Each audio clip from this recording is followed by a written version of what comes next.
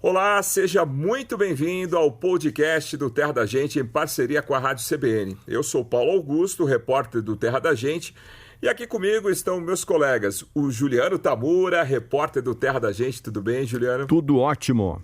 E também o biólogo da nossa equipe, Luciano Lima. Como vai, Luciano? Tudo bom, Paulo? Tudo bom, Tamura? Hoje a gente tá do clube de bolinha aqui, né? Pois é, a Nanda nos deixou hoje, né?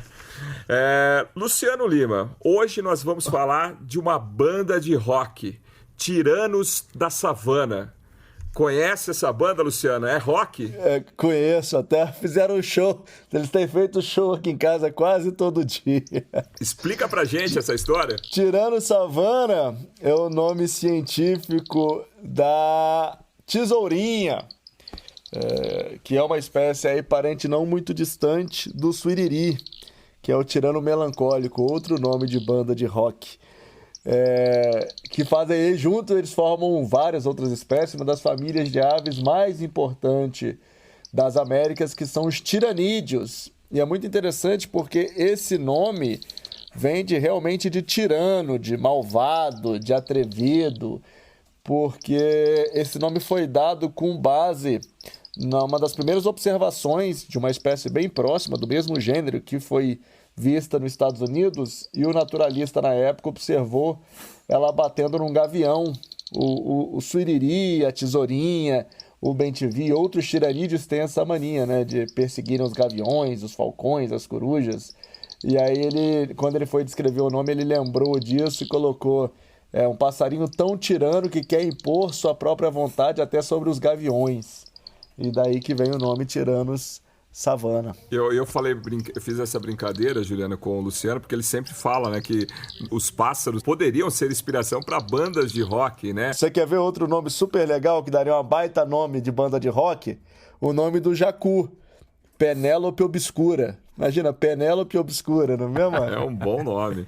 E você, Juliano, gosta de rock? Gosto de rock e gosto de escutar, principalmente agora a tesourinha, porque como o Luciano disse, aqui no interior de São Paulo, agora nessa época, eu tenho escutado bastante, viu? É na primavera que a gente sente já mais contundente, assim, esse canto da tesourinha, Luciano? Perfeito, Tamura. É que, na verdade, aqui na região sudeste, sul e grande parte do centro-oeste também, elas só estão presentes exatamente nessa época do ano, por sua observação é muito boa. Nas outras épocas, elas não estão por aqui. É uma espécie de ave, uma das espécies de aves de comportamento migratório mais conhecidas aí da região sudeste, e é um passarinho que você pode ter certeza, quando ele chega, ele vem trazendo a primavera. Inclusive, tem umas 3 semanas que eu vi a primeira aqui em casa. Tem mais já, porque foi no finalzinho de setembro, mostrando que elas já estão por aí, já chegaram da migração. E elas vêm de longe, tá? Um estudo realizado pelo pesquisador Alex Jan e outros pesquisadores, com base em animais marcados em São Paulo, mostrou que eles saem daqui e vão passar uma temporada aí, que é o inverno e parte do outono aqui do sudeste e sul do Brasil, no norte da Amazônia, Venezuela e também na Colômbia. Vai longe. Voam longe, hein? Vou longe. Você também vai pra Venezuela de vez em quando, né? Ah, mas por questão familiar, né? Vou de avião, é mais fácil. Ô, Tamura. Tamura tesourinha, a gente pode chamar assim. Ô, Tamura, e ela não é uma espécie colorida, mas chama muita atenção, né? Descreva pros nossos ouvintes aqui um pouco dessa espécie. Então, não é tão colorida, mas ela chama atenção principalmente pelo capuz, né, Paulo Augusto? Ela tem, né, um capuz preto e ali tem um termo que se chama pílio, que é uma marquinha, uma manchinha amarela, que tem, é meio discreta às vezes, mas ela tem. Mas o que chama a atenção num todo é o formato da cauda, né, da tesoura, que acaba... É isso, Luciano, no macho é um pouquinho maior do que na fêmea. Agora, a grande pergunta, por que a cauda dela é naquele formato? Tem alguma explicação? Tem, você já quase que deu a resposta aí. Tem uma pista que a gente pode usar na natureza, que se você parar para pensar, macho e fêmea, quando são da mesma espécie, eles estão aí sujeitos às mesmas condições de ambiente, se alimentam geralmente da mesma coisa e por aí vai. Então, quando você tem uma diferença muito marcante entre macho e fêmea, isso geralmente está associado com uma necessidade de conquista do outro sexo. Aí, no caso, o macho da tesourinha ele tem a cauda maior, porque ele usa essa cauda para impressionar a fêmea. Além da cauda, ele faz uma dança super interessante. Ele voa alto e gira em torno do próprio eixo, desce rodopiando e girando a cauda para atrair a atenção da fêmea. É um comportamento até fácil de ver, inclusive nas cidades, especialmente nessa época do ano, que é o início da estação reprodutiva. Então, essa é uma característica do macho para atrair a fêmea. E é interessante que ali no sul de Minas, onde eu passei praticamente toda a minha infância e adolescência nas férias, na casa dos meus avós, na cidade de Coqueiral. Aproveitar e mandar um abraço aí se alguém de Coqueiral estiver nos ouvindo. Eu cresci pensando que a tesourinha nada mais é que uma andorinha, quando a andorinha ficava adulta, que crescia as penas da cauda. Porque quando o filhote da tesourinha está deixando o ninho, e ele tem as penas bem curtinhas, ele é muito parecido com essa barriguinha branca e a cabeça escura como uma andorinha. E eu sempre ouvi isso da molecada lá quando a gente saía para caçar passarinho, ficava andando no mato, que a tesourinha era uma andorinha que ficou adulta. Luciano, eu acho lindo o voo da tesourinha, você já até descreveu na hora do namoro, né, o que ela faz. Agora, a gente vê nessa época elas voarem em grandes grupos, né, e elas vêm para se reproduzir aqui no Sudeste. Queria que você falasse um pouquinho dessa questão da reprodução e só pegando um gancho ainda nessa descrição da cauda da tesourinha, isso ajuda, é bom para ela no voo, para deixar esse voo mais elegante? Alguma assim? coisa de aerodinâmica? Você tem alguma explicação? Não, mas é uma ótima pergunta.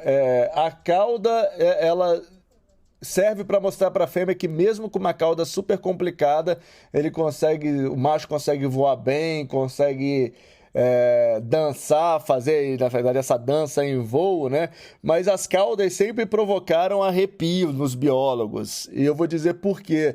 O Charles Darwin, o famoso naturalista, né? Lembrando que o Darwin não era biólogo, porque não existia a biologia naquela época. O famoso naturalista Charles Darwin, que basicamente bolou aí a teoria da seleção natural e da evolução, que não é uma teoria, é um fato. Ele falava que a cauda do pavão dava calafrios toda vez que ele parava para pensar na cauda do pavão. Por quê? Porque se você parar para pensar, a seleção natural fala que as características que são boas, elas são passadas para os seus descendentes. Então vamos dizer assim, um martim pescador que tem um bico super adaptado lá para pescar, um filhote do martim pescador, você tem uma variação, uma mutação, vai nascer um filhote com um bico um pouquinho maior, um bico um pouquinho menor. Quem tem um bico um pouquinho maior sobrevive mais, consegue pegar menos peixe, e aí com isso ao longo do tempo você vai tendo aí cada vez mais o bico do martim pescador servindo para pescar. E se você parar para pensar, igual vocês falaram aí, a cauda da tesourinha, assim como a cauda do pavão, não serve para nada, só serve para atrapalhar, que é uma baita de uma cauda. Você imagina um pavão tendo que fugir de um tigre lá na Índia com aquela cauda gigante. Só que tem uma coisa que praticamente sobrepõe a seleção natural, que é a seleção sexual. Se esse pavão, mesmo tendo essa cauda super comprida, ou se essa tesourinha, mesmo tendo essa cauda super comprida, que talvez não sirva para tanta coisa, consiga reproduzir mais do que a outra, essa é uma característica que será passada adiante. Então, a seleção sexual, que também foi bolada principalmente pelo Darwin, que na minha opinião é uma teoria, inclusive, até mais fantástica que a seleção natural, porque é quase que você consegue explicar uma teoria através de outra que falharia essa teoria, mas explica também. E não só a cauda do pavão, a cauda da tesourinha, você para pensar a araponga, como é que um bicho branco daquele jeito fica exposto o dia inteiro no topo da árvore fazendo um barulho que se ouve a quilômetros de distância, correndo o risco de ser predado, de ser comido por gavião, por qualquer coisa. Por quê? Porque o macho que faz isso tem uma chance maior de reproduzir. Então, tem essa questão aí E a gente deu toda essa viagem agora só com base na cauda da tesourinha, mas é uma pergunta muito interessante. Não, é legal porque você respondeu as duas perguntas, que eu estava falando da questão da reprodução, né? E acaba sendo também, a beleza também é importante nesse processo de reprodução, né? Não, porque a gente vendo assim até meio, né, Luciano? É desproporcional até o tamanho da cauda pelo tamanho do bicho, né? Muito desproporcional, muito desproporcional. São as últimas duas penas da lateral. Geralmente, para você ver a diferença mesmo entre o macho e a fêmea, é quando elas estão mais próximos. Mas a maioria dos... Aí, voltando um pouquinho para a questão da aerodinâmica que vocês levantaram, que também é importante, os outros parentes da tesourinha, por exemplo, o suiriri de garganta branca, eles também têm uma cauda, não avantajada que nem essa, mas também tem uma cauda relativamente longa. E tem uma coisa muito interessante, e aí não dessa cauda grandona da tesourinha, mas de você ter uma cauda comprida faz com que pequenos movimentos na cauda faz com que você mude completamente a sua trajetória de voo muito rapidamente. E o que acontece? Tanto a tesourinha quanto o siriri, a maior parte desses tiranídeos, parentes próximos deles do mesmo gênero, eles se alimentam de inseto que eles só capturam no ar. Eles não pegam o inseto se ele estiver pousado no galho do lado. Eles pegam só o inseto em pleno voo. Isso. Então, aproveitando, Lu, conta pra gente então como que é essa questão do hábito alimentar. Então, eles se alimentam em voo, é isso? Isso, em voo. Principalmente insetívoros, podem comer algumas frutinhas, mas são insetívoros por excelência, assim. Inclusive, agora nessa época tem um outro fenômeno muito interessante, que é o fenômeno dos cupins, né? Dos cupins alados, da fase alada dos cupins. Tem um lugar que no sul de Minas ali a gente chamava de Aleluia. Conheço por Aleluia também. Eu também. Aleluia. Mas tem lugares que é chamado de siriri. E siriri e suiriri, que é o parente da tesourinha, o outro, tirando os melancólicos, a outra banda de rock, não é à toa, né? Suiriri tem a ver porque se você encontrar uma revoada de cupim, pode parar, ficar de olho ali. É quase garantido que vai aparecer o suiriri e algum outro passarinho. Esse siriri, a gente, em pescarias, o pessoal que pesca à noite ali no rio Tietê, em Borborema, eles vão pegar a curvina ali, né, um peixe invasor daquela região, mas eles usam uma lanterna para juntar esse siriri.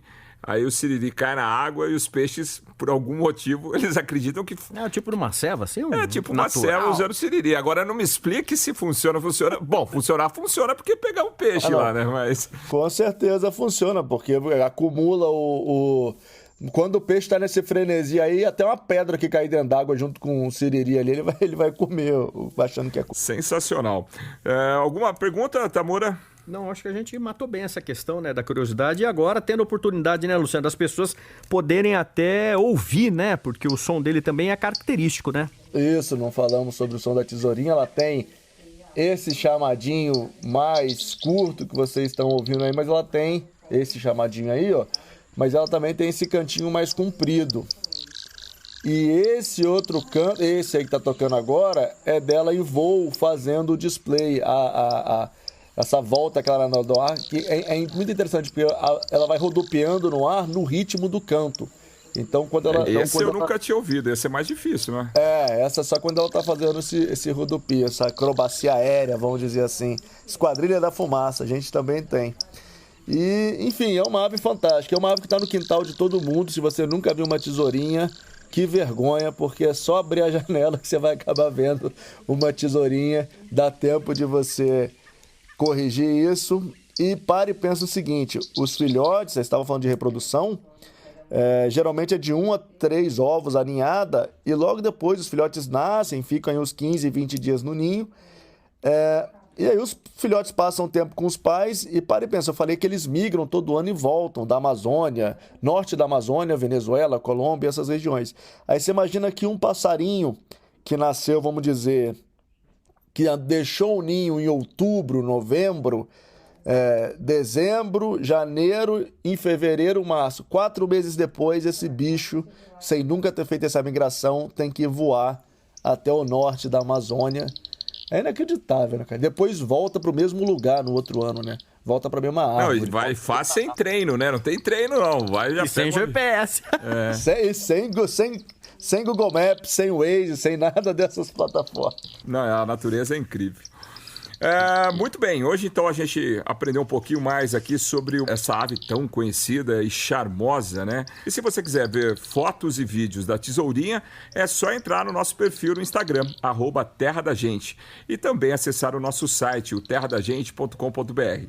Na semana que vem a gente está de volta com mais Sons da Terra. Antes de terminar, Luciano, eu estava conversando aqui com o nosso amigo Juliano Tamura, a gente estava ouvindo um som aqui que fala de passarinho, Ramones. A gente nunca terminou com rock pesado aqui, né, Luciano? Vamos terminar hoje. Não, nunca. O nome da música é Surfing Bird, passarinho surfando. Tem tudo a ver um pouquinho com a tesourinha, né, Luciano? Tem a ver, né? Tem a ver. Então a gente vai terminar. Só para finalizar, o Juliano e eu, a gente fez uma conta aqui. Em 2 minutos e meio de música, ele fala 54 vezes a palavra bird, palavra passarinho, né? Para deixar bem marcado, né? Já gostei. Valeu, Juliano. Valeu, um abraço para todos aí. Valeu, Luciano. Um abraço, pessoal. Até a próxima. Bom, agora o Samuel Dias, então, vai colocar pra gente o som aí, pra gente ouvir. Edição e finalização, Samuel Dias.